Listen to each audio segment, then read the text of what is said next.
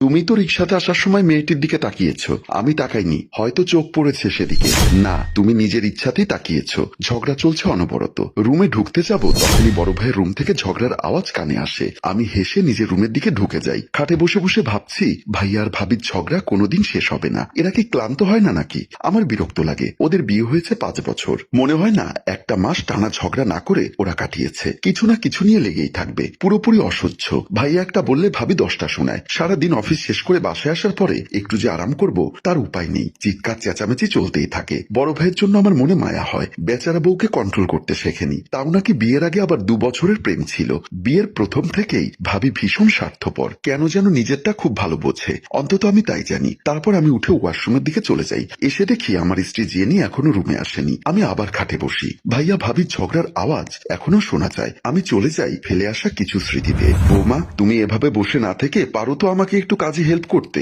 রাতুল তো বলেছে আমাকে একটু আধটু কাজে সাহায্য করতে। সোহানা সোফা থেকে উঠে চেঁচিয়ে বলল, আমি পারবো না, আপনার ছেলেকে বলুন করে দিতে। এমন সময় রাতুল এসে দেখে তার মা আর বউ বাড়াবাড়ি করতে। রাতুল পাশে আসতেই মা বলল, রাতুল, তুই চাইলে আলাদা বাসা ভাড়া নিয়ে থাকতে পারিস তোর বউকে নিয়ে। প্রথম প্রথম তুই টাকা দিতি, এখন তো কমিয়ে দিয়েছিস একদম। তোর বউ যে গায়ে গতরে একটু খেটে দিবে তাও করে না। রাতুল সবটা বুঝলেও সে নিরুপায় হয়ে রুমের দিকে চলে যায়। রান্নাঘরে আমার স্ত্রী জেনি মাকে হেল্প করছে। মা, আপনি জানতো, রেস্ট করুন, আমি পারবো। কেন বৌমা, তুমি কেন একা এসব করতে যাবে? আমিও তোমাকে সাহায্য করি। বড় বৌমা যদি এসব করতো তাহলে হয়তো আমি বসে থাকতে পারতাম। বাদ দিন না মা, আমি তো আছি। ভাবির করতে মন না চাইলে তো আর জোর করতে পারবেন না। বেঁচে থাকো মা, তোমার জন্য সবসময় দোয়া করি আমি। মা, বাবাকে ঔষধ দিতে হবে, আপনি একটু দাঁড়ান, আমি ঔষধ দিয়ে আসি। এই বলে জেনি সেখান থেকে চলে যায়। শাশুড়ি মা জেনির দিকে চেয়ে আছে। রাতে বাবা মা ভাইয়া রুমে যায়। মা বলল, তোদের সমস্যা কি? আমাদের কি ইচ্ছা করে না দাদা দাদি ডাক শুনতে? আর কত বছর অপেক্ষা করব? তোদের কি খেয়াল আছে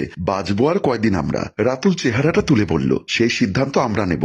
দয়া করে এই ব্যাপারে তোমরা নাক গলাতে এসো না। আমি দরজার বাহিরে দাঁড়িয়ে ভাইয়ার সেসব কথা শুনে মনে মনে ভাবছি, মনে হয় সমস্যাটা ভাইয়া নিজের নয় তো। তা না হলেও নিশ্চয়ই ভাবিকে কিছু না কিছু দোষ দিত। আর এখন বিয়ের 2 বছর হতে চললেও আমরাও কোনো খুশির সংবাদ দিতে পারছি না। আমি যতটুকু জানি এটা অনেক সময় জেনেটিক্যাল ব্যাপারে হয়। মানে ভাই বোন ভাই ভাই এক একজনের এক এক ধরনের সমস্যা থাকলে আরেকজনের থাকার সম্ভাবনা থাকে। অবশ্য সে নিশ্চিত না, কোনো একজন ডাক্তারের সাথে পরামর্শ করতে হবে। এটা ভেবে আমি রুমের দিকে চলে যাই। সে থেকেই ভাইয়া ভাবির ঝগড়া লেগে আছে। হঠাৎ মনে হলো আমার বউ এখনো রুমে আসেনি, তাকে বাসায় এসেছি পর্যন্ত দেখিনি। তাই আমি রুম থেকে বের হয়ে গেলাম। আমি ছাদে গিয়ে দেখি এত রাতেও জেনি ছাদে দাঁড়িয়ে আছে। আমি পাশে গিয়ে বললাম, এত রাতে এখানে কি করছো জেনি? জেনি আমার দিকে ফিরে বলল, না কিছু না, ক্লান্ত লাগছে তাই একটু তাজা বাতাস নিতে এসেছি। জানি সারাদিন তোমার উপর দিয়ে অনেক ধকল যায়, ভাবি তো কোনো কাজই করে না। জেনি কিছু বলল না। অবশ্য কিছু বলবে না এটা আমিও জানি। আমি আবারও বললাম, ওরা আবার ঝগড়া করছে। ভাগ্যিস তুমি এমন মেয়ে নও জেনি, ওরকম হলে তো দেনমোহরের টাকা দিয়ে তুমি আমাকে রাস্তা দেখিয়ে দিয়েছিলে।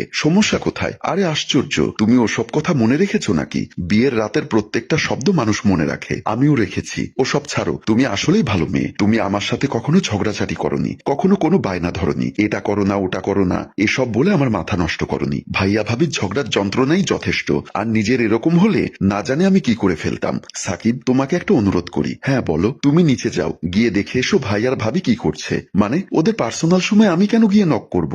জানি এটা অভদ্রতা। তুমি তো একটু আগে বললে আমি কখনো বায়না করিনি, আজকে না হয় এই বায়না করলাম। প্লিজ একবার গিয়ে দেখে এসো আর আমাকে বলো। মেয়েটার হঠাৎই পাগলাটে আচরণ দেখে এই প্রথম আমি একটু অস্থির হলাম। তারপরও জেনিকে বুঝতে না দিয়ে আমি নিচে চলে আসি। আমি আবার ছাদে ফিরে এসে দেখি জেনি ছাদে পায়চারি করছে। আমি পাশে আসতেই জেনি বলল, কি করছে ওরা? হয়তো দুজন আর মিটমাট হয়ে গেছে। এখন দেখলাম কফির মগ হাতে নিয়েই দুজন জানালার পাশে বসে কি যেন কথা বলছে আস্তে আস্তে। মনে হয় না ঝগড়া করছে, মানে এক্সপ্রেশন তাই বলে আর কি। তার মানে ঝগড়া মিটে গেছে তাই তো? তাতে কি, ঝগড়া তো হয়েছে। হ্যাঁ হয়েছে।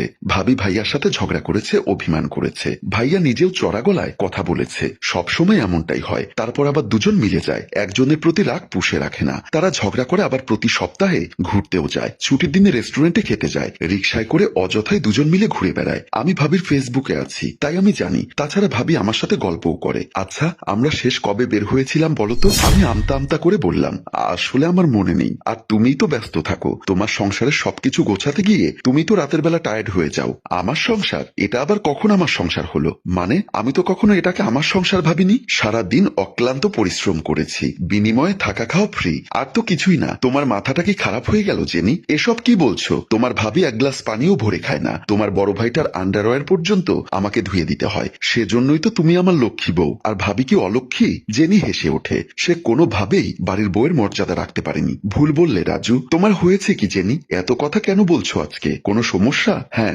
সমস্যা। আচ্ছা সব রুমে গিয়ে শুনবো, এসো। বলে আমি জেনিকে নিয়ে নিচে চলে আসি। বিছানায় বসিয়ে বললাম, বলো কি সমস্যা? হ্যাঁ রাজু, তোমার জন্য সামান্য সমস্যা। আসলে আমার মা মারা গেছে। তুমি আসার আধা ঘন্টা আগেই ফোন এসেছিল। গত 2 মাস ধরে মা আমাকে দেখতে চাইছে। আমি তোমাকে তোমার মাকে বলে বলে ক্লান্ত হয়ে গেছি। তোমরা শুধু বলেই গেছো দূরের পথ। আসলে পথটা দূরে না। আমি চলে গেলে সংসারটা সামলাবে কে? মা যতই ভালোবাসুক, কাজ তো আমাকেই করতে হয়। ভাবি তো নিজের অংশের কাজটুকুই করেন। কাজের লোক তো অনেক আগে ছাড়িয়ে দিয়েছো। কাজেই দূরের পথ একটা বাহানা। তুমি একটু আগে বলেছিলে না আমি কোনো বায়না ধরি না, অভিযোগ করি না। আসলে অভিযোগ অভিমান কার উপর করব যেখানে ভালোবাসাই নেই? একটা দীর্ঘ নিঃশ্বাস ছেড়ে জেনি আবারও বলল, বিয়ের রাতেই তোমার মানসিকতা আমি বুঝে গিয়েছিলাম। কিন্তু কি করব বলো, বাবা তো অনেক আগে আমাদেরকে ছেড়ে চলে গেছেন আল্লাহর কাছে। বিধবা মাকে নিজের সংসার ভাঙার খবর দিয়ে কষ্ট দিতে চাইনি, সেই মাও চলে গেলেন। আর সবচেয়ে মজার ব্যাপার কি জানো? যখন আমি খবরটা পেলাম কাঁদতে কাঁদতে তোমার মাকে জানালাম। তিনি পান চিবোতে চিবোতে বললেন, এখন রাত হয়ে গেছে, কাল বরং রওনা দিও। তুমি তো আর কবর খুঁড়বে না।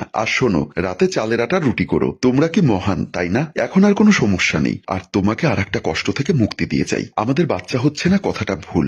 আসলে আমি কোনো প্রাণ দুয়ারে আনতে চাইনি, কারণ আমি জানতাম কোনো না কোনো একদিন এই দিনটা আমার সামনে আসবে। তখন যেন সেই ছোট্ট মায়াভরা মুখটার দিকে তাকিয়ে তোমার মতো মানুষের সাথে সারা জীবন আমার সংসার করতে না হয়। আমার ব্যাগ গোছানো আছে, আমি চলে যাচ্ছি সারা জীবনের জন্য। দেড়মোহরের টাকা লাগবে না, ওটা মাফ করে দিলাম। এটা বলে জেনি ব্যাগ নিয়ে রুম থেকে বের হয়ে গেল। আমি সবটা শুনে যেন স্তব্ধ হয়ে গেলাম। হঠাৎ রুম থেকে দৌড়ে বের হয়ে গেলাম। ড্রয়িং রুমে এসে দেখি জেনি কোথাও নেই। তাহলে কি সত্যি চলে গেছে জেনি কাউকে কিছু না বলে? ভাইয়া ভাবির ঘর থেকে হাসির শব্দ আসছে, সাথে টিভি সাউন্ড। মনে হয় কোনো মজার সিনেমা বা অন্য কিছু দেখছে। আমি সোফায় ধপ করে বসে গেলাম। সিলিং ফ্যানটার দিকে তাকিয়ে আমার মনে হলো একটা কথা, জেনি তো ঠিকই বলেছে, যেখানে ভালোবাসাই নেই সেখানে অভিযোগ বা অভিমান একেবারেই অবান্তর। আমি তাড়াতাড়ি বাসা থেকে বের হয়ে গেলাম। জেনির মায়ের বাসায় ড্রয়িং রুমে ঢুকতে দেখতে পেল আমি বাসায় বসে আছি। জেনি আমাকে দেখে অবাক হয়ে মনে মনে ভাবছে আমি কিভাবে এলাম, হয়তো প্লেনে করে। আমি দাঁড়িয়ে জেনিকে বললাম, জেনি আমায় মাফ করো। আমার চোখে বোধহয় পট্টি বাঁধা ছিল এই পুরুষতান্ত্রিক সমাজের। এখন থেকে তুমি গর্ব করে বলতে পারবে এটা আমার সংসার। আমি তোমাকে সেই সংসারটা উপহার দিতে চাই। বিনিময়ে তুমি শুধু আমাকে ক্ষমা করে দাও। আমরা সব নতুন করে শুরু করব। জেনি আমার হাত ধরে এই প্রথম প্রায় চিৎকার করে কাঁদতে শুরু করলো, যেন মনের সমস্ত যন্ত্রণা একেবারে বের করে দিচ্ছে। আমি শক্ত করে ওকে বুকের মাঝে জড়িয়ে ধরলাম। আর এখানেই সুন্দর মিল দেখিয়ে আমাদের গল্প শেষ হয়। সম্মানিত ভিউয়ার্স, আসলে আমরা টাকার পেছনে ছুটতে গিয়ে নিজের পরিবার আর স্ত্রীর দিকে খেয়াল রাখি না। সবার উচিত নিজের স্ত্রীর দিকে খেয়াল রাখা।